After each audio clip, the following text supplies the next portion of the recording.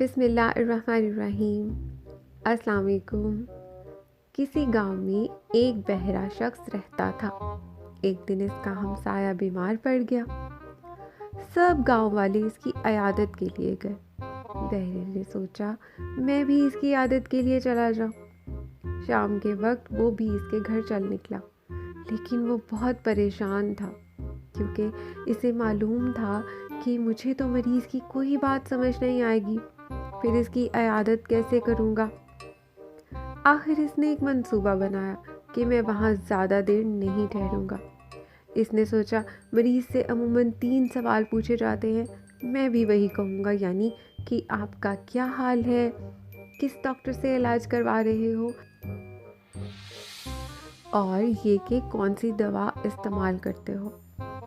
यूँ सोचते हुए वो मरीज़ के घर पहुँच गया। बहरे ने सलाम किया। पहला सवाल पूछा, क्या हाल है। मरीज़ उस वक्त तकलीफ़ में था। इसने कहा मैं मर रहा हूँ।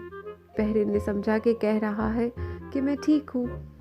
इसने जवाब दिया, चलो अल्लाह का शुक्र है। ये जवाब सुनकर मरीज़ गुस्से हो गया। उसने दूसरा सवाल किया, किस डॉक्टर से इलाज करवा रहे हैं। अब मरीज़ ने गुस्से से कहा, इज़राइल से। बहरे ने सुना तो अंदाजे से जवाब दिया, बहुत अच्छा डॉक्टर है, इसका इलाज जारी रखना। मरीज़ ये सुनकर गुस्से से लाल पीला हो गया।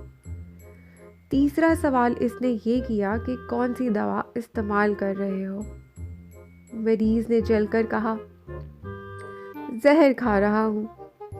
बहरा बोला, अच्छी दवा है, नागा ना करना, अल्लाह ने चाहा तो जल्द सेहतयाब हो जाओगे। मरीज़ ये सुनकर सब्र ना कर सका और बोला, दफ़ा हो जाओ मेरे घर से और आइंदा मेरे घर ना आना। बहरा समझा कि बीमारी के सबब मरीज़ की हालत ख़राब हो रही है और वो उठकर चला गया। उम्मीद है हमारी वीडियो आपको पसंद आई होगी। अपना कीमती वक्त देने का शुक्रिया। मिलते हैं किसी नई दिलचस्प कहानी के साथ अगली वीडियो में। शुक्रिया। अल्लाह हाफ़िज़।